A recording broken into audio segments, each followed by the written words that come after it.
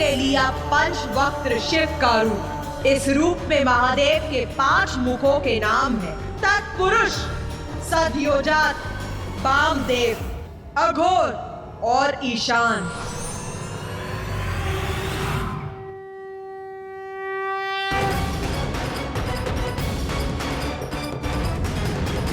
या देवी सर्वभूतेषु बुद्धिरूपेण संस्थिता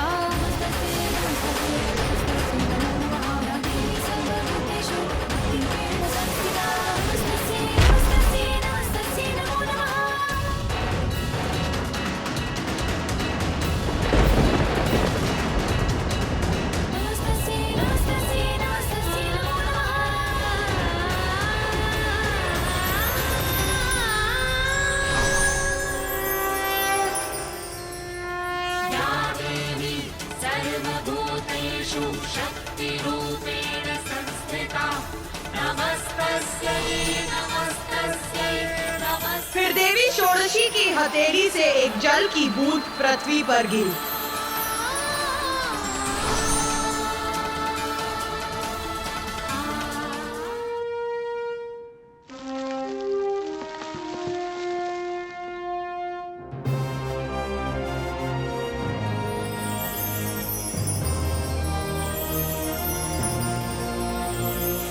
पौधे लहरा उठे, पुष्प खिलने लगे और उनके साथ वन्य जीवों में भी प्राणों का संचार हुआ और प्रकृति अपने पूर्ण वैभव में जीवन का आधार बनी।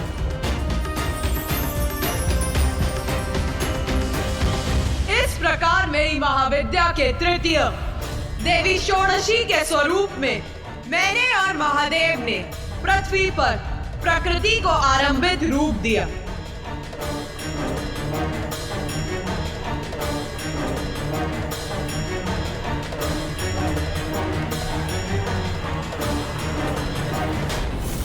बालव्यक्तविभाकरामिति निवां भव्यप्रदां भारतीम् ईषत् पुल्लमुखाम्बुजस्मितकरे राशाभवान्दापहाम् पाशं साभयमङ्कुशं च वरदं कितनी अनुपम दिव्यता है माँ षोडशी की। कितना भव्य सौंदर्य है माँ का। भक्त्या भजे षोडशीम्। इतने समय के पश्चात माँ के मुख पर ये सुंदर मुस्कुराहट देखकर हम सभी कृतार्थ हो गए। जो मेरे इस रूप की पूजा करते हैं वो सर्व सिद्धियां संपन्न हो जाते हैं, कोई भी दुख उनके निकट नहीं आता।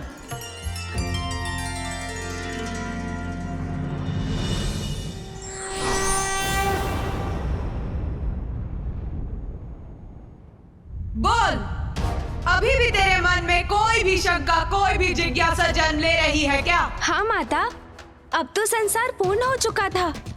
पृथ्वी, सूर्य, जल, प्रकृति सब उत्पन्न हो चुके थे।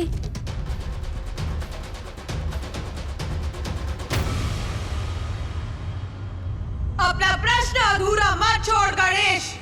जो भी मन में है व्यक्त कर। पूछ पूछ पूछ रे, क्या पूछना चाहता है? माता, ब्रह्मदेव, नारायण, महादेव, पृथ्वी माता, सूर्य देव सब आपकी ही लीला से उत्पन्न हुए हैं, किंतु देवगण जैसे देवराज इंद्र, अग्निदेव, वायुदेव, वरुण देव और ऋषिगण जैसे ऋषि दुर्वासा, ऋषि मार्कंडे, इनका अस्तित्व कैसे प्रकट हुआ माता?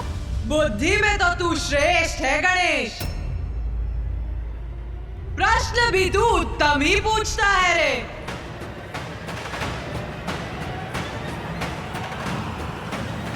तो अब मेरा उत्तर सुन गणेश। सृष्टि आरंभ हो चुकी थी, इसीलिए अब देवताओं का जन्म भी आवश्यक था। मेरे आदेश से ब्रह्मदेव ने अपनी मानस संतानों को जन्म दिया। धर्म, रुद्र, सनत, सनातन, भृगु, मरीचि, अत्रि, अंगिरस, अंगिरा, पुलस्त्य, क्रतु, कश्यप, सनत कुमार, रुद्धि, प्रताप, वशिष्ठ एवं नारद की उत्पत्ति के बाद ब्रह्मदेव के द्वारा बहिर्षद, अग्निश्वात, कव्यात, आर्यप, सुकालीन, उफुत और दिव्य नामक पृथ्वीगणों का भी प्रादुर्भाव हुआ। और फिर उसने अपने बाएं अंगूठे से दक्ष को जन्म दिया।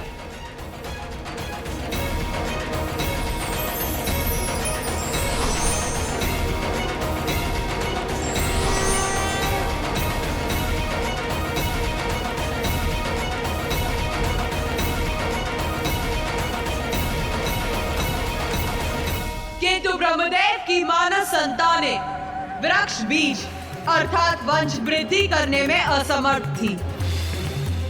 इसलिए सृष्टि के विस्तार के लिए प्रजनन की आवश्यकता थी। और यह प्रजनन शक्ति संसार को देने की क्षमता ब्रह्मदेव में नहीं थी। इसीलिए उन्होंने मेरी और महादेव की स्तुति आरंभ की। उस समय शिव और शक्ति संयुक्त थे, अर्धनारेश्वर रूप में ही थे।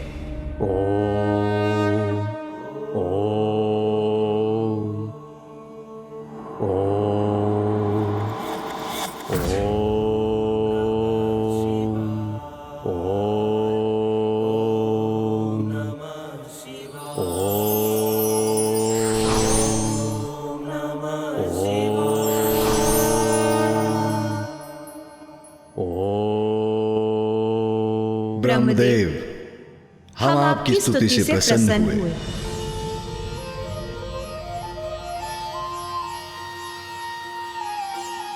प्रभु शिव, माता शक्ति, मेरे द्वारा जिन जीवों का सृजन हुआ है उनकी संतानें उत्पन्न हो सकें, इसके लिए प्रजनन अति आवश्यक है।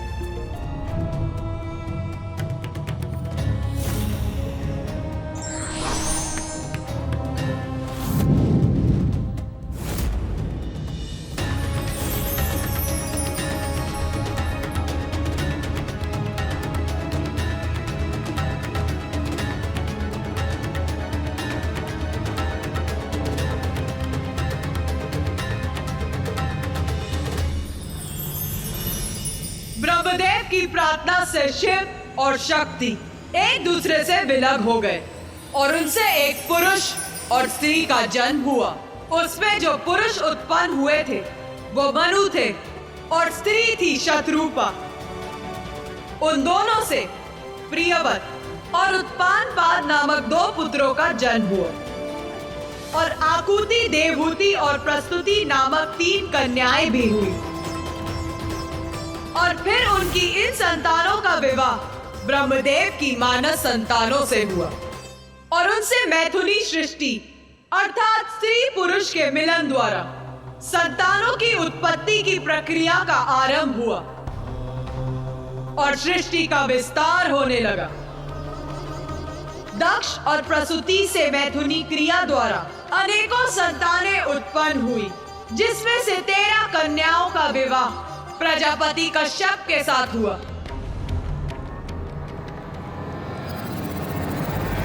प्रजापति कश्यप और दक्ष की कन्याओं से देवता, असुर, दानव, अश्व, गंधर्व, राक्षस, वृक्ष, अप्सरा, सर्प और नाग, गौ, भैंस, श्वापद अर्थात हिंसक जीव, श्वेन अर्थात गिद्ध आदि जीव, यादव गण अर्थात जलचर जीव, गरुड़ और अरुण, पतंग और शलभ आदि का जन्म हुआ। इन्हीं से संसार की समस्त प्रजातियों का जन्म हुआ। माता, अब तो सृष्टि पूर्ण हो गई थी। प्रकृति, जीव, जंतु, देव, गंधर्व, यक्ष आदि सभी उत्पन्न हो चुके थे और सबसे महत्वपूर्ण इस समस्त जीवन के लिए पृथ्वी भी थी। नहीं रे, मात्र एक पृथ्वी से संसार की रचना नहीं होती रे गणेश।